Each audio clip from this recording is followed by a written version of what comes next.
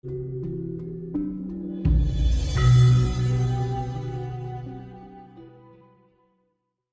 gini, psikolopus ini ketika dia ditekan, dia itu seperti balung-baling. Makanya orang-orang nyebutnya adalah cakra karena dia seperti roda berputar gini.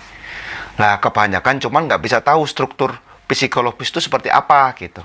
Nah, saya ceritain struktur psikolopus gitu, biar teman-teman itu nggak nggak dikira ini halusinasi. Ya, ya. Jadi sistem psikolopus pun ada sistemnya, strukturnya. Jadi cakra itu kan orang cuma bilang kayak gilingan putaran gitu kan di tubuh. Nah ternyata ini ada strukturnya. Awal itu adalah daun psikolopus. Nah di daun ini nanti di dalam apa di setelah daun ini ada yang disebut dengan kontrol, ada katup, ada memori, ada generator, ada booster. Nah, jadi energi itu ketika dia masuk ke tubuh manusia, dia berputar seperti kincir angin, tahu? Kincir angin itu kan angin berputar. Terus ada generator untuk membangkitkan energi. Nah, sebetulnya energi yang kita olah itu adalah energi kita sendiri. Energi alam itu cuman men-trigger agar baling-baling ini berputar. Bukan energi alam yang kita serap, bukan seperti itu konsepnya. Karena energi alam itu kan beragam. Lah kita kelemahan kita itu semua energi dimasukkan ke tubuhnya. Nah ini yang kadang kita nggak bisa milah, makanya dibutuhkan satu koordinat yang detail peta ini agar kita tidak terjebak di situ. Kayak gitu, jadi apapun tuh bisa mas, kayak misalnya kita latihan fisik, push up, sit up, itu energi yang diolah adalah di daerah dasar. Makanya orang yang berlatih lebih ke fisik, pasti cenderung dia lebih, powernya lebih kuat. Tapi dia tidak punya sensasi, tidak punya kontrol, arogan. Makanya di level-level tertentu orang-orang yang berlatih silat di posisi teratasnya pasti dia disuruh meditasi, nggak mungkin nggak untuk mengontrol powernya. Awal pasti dia arogan, itu secara energi mendorong mereka untuk seperti itu. Kan tadi saya cerita bahwa psikolopus itu adalah wadah pengelolaan mental, jadi mentalnya pasti mengarah pada sifat-sifat lebih ke power, lebih ke arogan. Makanya harus ada pengontrolan. Jadi energi itu bukan ada plus ada minus mas. Jadi energi itu bisa terbentuk ketika ada plus dan minus. Yang membedakan itu kasar atau halus. Frekuensinya semakin mudah dipertontonkan, dia akan semakin kasar. Lah energi di level yang lebih tinggi untuk meditasi itu dibutuhkan energi yang lebih halus, bukan energi yang kasar. Nggak mungkin bisa energi kasar masuk ke level yang lebih halus. Nah, untuk menghaluskan energi itu ada beberapa cara, termasuk berzikir, beribadah itu adalah memperhalus energi. Iya. Nah, yang menarik sebenarnya gini, ketika orang bermeditasi, awalnya memang dia tidak memikirkan apa-apa.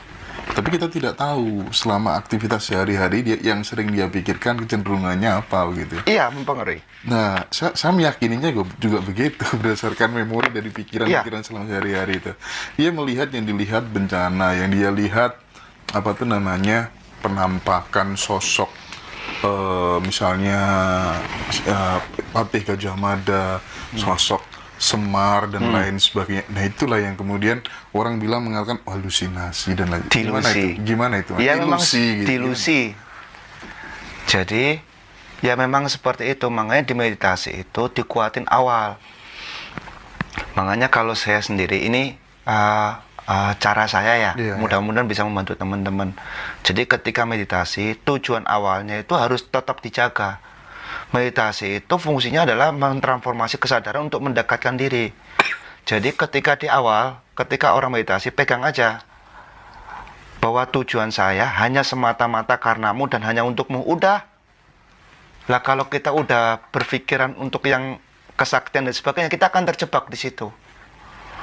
Nah, fenomena-fenomena seperti itu sebetulnya yang mempengaruhi kita untuk bertransformasi yang lebih tinggi. Misalnya gini, saya berjalan dari Malang, saya mau ke Tuban. Tujuan ketika kita berjalan ini adalah ke Tuban. Sama kayak kita meditasi, tujuan meditasi kita adalah mendekatkan diri ke pencipta kita. Nah di level perjalanan ini ketika saya lewat Surabaya kan ada Alfamart tuh, ada Indomaret. Nah terkadang kita terlena, enak deh ini ke Indomaret dulu atau ke Alfamart dulu, ngopi, ngerokok, akhirnya lupa ke tujuannya. Terjebaklah orang-orang di sini. Padahal di tujuan akhir itu lengkap semuanya ada. Seharusnya udah langsung ke sini gitu. Lah fenomena-fenomena ini sebetulnya juga bonus.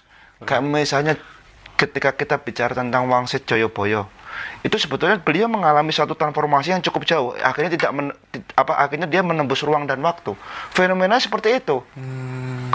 Kalau nanti suatu saat teman-teman ngalamin itu, memang fenomenanya seperti itu. Jadi dari awal sampai akhir itu kelihatan. Nah, cuman waktu itu Joyoboyo bocor, akhirnya tertulis, harusnya nggak usah ditulis, kan kejutan harusnya. Gitu ya. Cuman hebatnya beliau pakai bahasa simbolik. Iya. Gitu. Jadi kalau misalnya transformasi sampai ke sini pun, dunia itu ya seperti kita akan menyadari bahwa alam semesta itu adalah bagian dari makro, dari alam mikro yang ada dalam diri kita. Jadi ada konektivitas. Jadi ketika kita mengakses alam makro, sebetulnya kembalinya adalah mengakses alam mikro. Jadi kita akan memahami bahwa seluruh alam semesta ini ada pada dalam diri saya. Termasuk di dalam diri saya ada alam semesta gitu.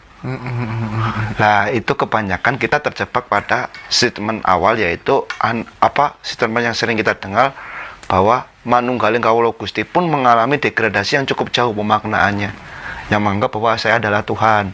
Sebetulnya bukan itu. Artinya waktu di posisi itu ya memang kita di take over. Artinya apa ya? Di take over itu kayak digerakkan. Cuman posisi kesadaran fisiknya kadang naik, kadang turun. Makanya posisi itu yang seharusnya kita butuh membimbing, butuh guru, butuh guidance.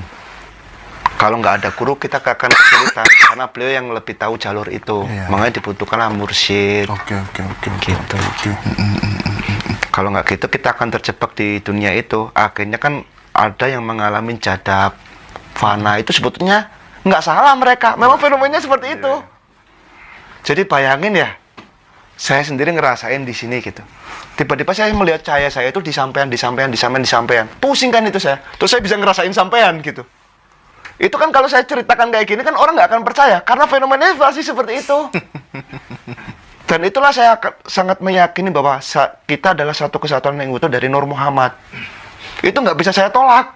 Benar. Atau bahasa fisika kuantum, kita adalah satu kesatuan yang utuh dari probabilitas gelombang tanpa adanya blok materi. Nah, ketika kita memahami itu, masa kita mau tega menyakitin orang lain? Kan sama aja menyakitin diri kita sendiri. Sama satu jiwa kan ya? Iya, menyakitin diri kita sendiri. Benar. Lah, kebijakan klasik Jawa itu udah sampai ke situ. Nah, makanya saya sangat sedih ya ketika melihat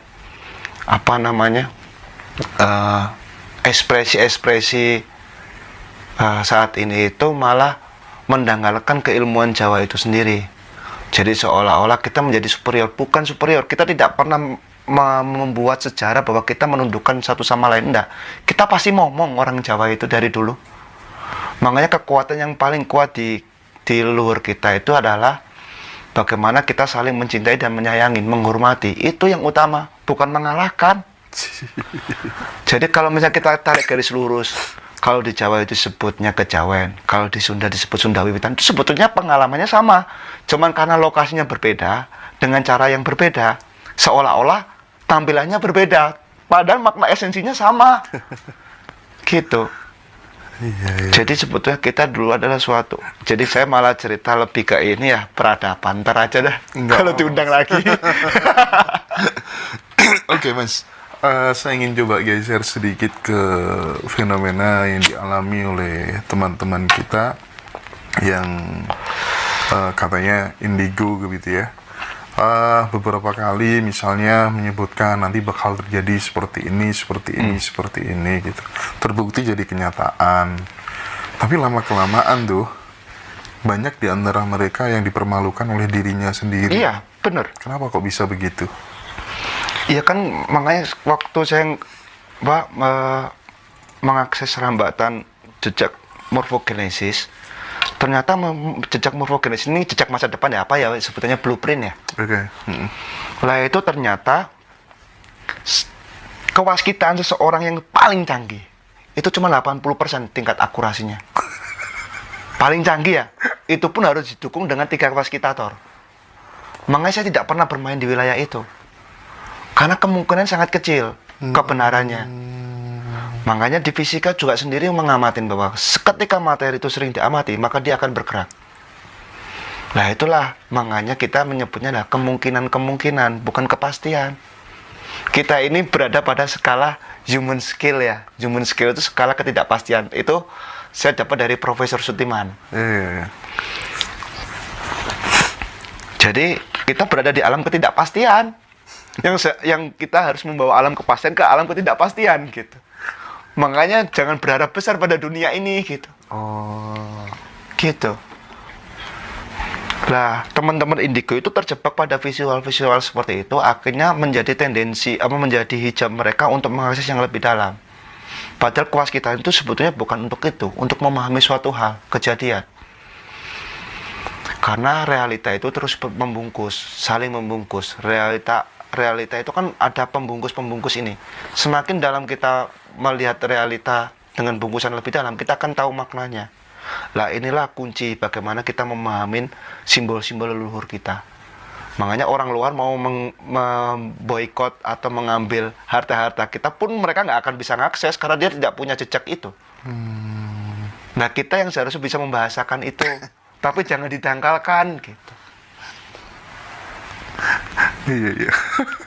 Nah jadi maka dari situlah seharusnya mungkin teman-teman mulai mengakses lebih dalam lagi bahwa realita itu saling membungkus.